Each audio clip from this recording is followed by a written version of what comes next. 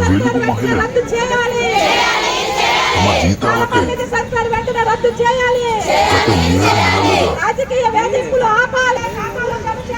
ప్రభుత్వం చెల్లించలేదని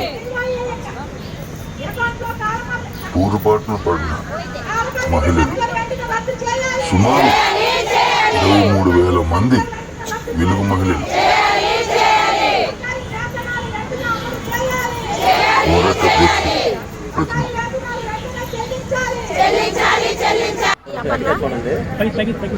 వెలుగు యూనియన్ అధ్యక్షురాలు పి అపర్ణ. మాకు చాలా కాలం నుంచి మేము చాలా ధర్నాలు చేస్తూ ఉంటున్నాం. కానీ ఏ ప్రభుత్వం వచ్చినా మమ్మల్ని ఈవోఏలు మాత్రం ప్రభుత్వాన్ని గుర్తించట్లేదు. చాలా విధంగా ధర్నాలు చేస్తూ ఉంటాం. గతంలో విజయవాడలో చేసాం. 12వ తేదీన 6వ తేదీన ధర్నాలు చేసాము. అయినా సరే సీఏ గారు పిలుపునిస్తున్నారు కూడా. అప్పుడు కూడా మాకు ఈవోఏలకి ఎటువంటి బాధ్యత అనేది మాకు ఏమీ చెప్పట్లేదు. అలాగే మాకు 6 నెలలు బట్టి జీతాలు రావట్లేదు.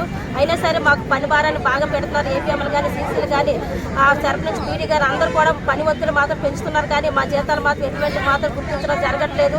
మేము చాలా ఇబ్బంది పడుతున్నాము. చాలా జీతాలు చూస్తే ఖర్చులు చూస్తే చాలా భారంగా పెరిగిపోయి కానీ మాకు జీతాలు మాత్రం రెగ్యులర్ రాలేదు. మా కోరిక ఒకటేనండి, మా కాల పరిమితి రద్దు చేయాలని కోరుతున్నాము.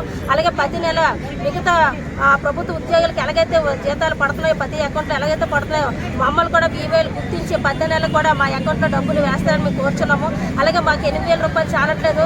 గత ప్రభుత్వం 10,000 రూపాయలు జీతం ఇస్తారని భరోసా ఇచ్చింది. కానీ గత ప్రభుత్వం కూడా 8,000 జీతం ఇస్తుంది. కానీ ఈ ప్రభుత్వం వచ్చిన దాకా 2 నెలలు పడ్డాయి. మిగతా నెల నుంచి కూడా మాకు 6 నెలలు బట్టి జీతాలు పడలేదు.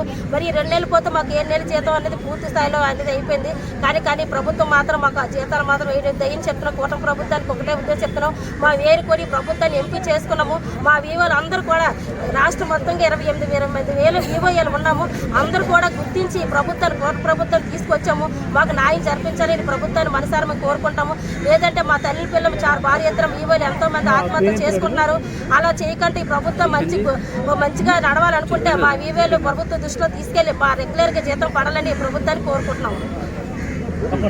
పి అపర్ణ, వెలుగు వీవో అధ్యక్షురాలు.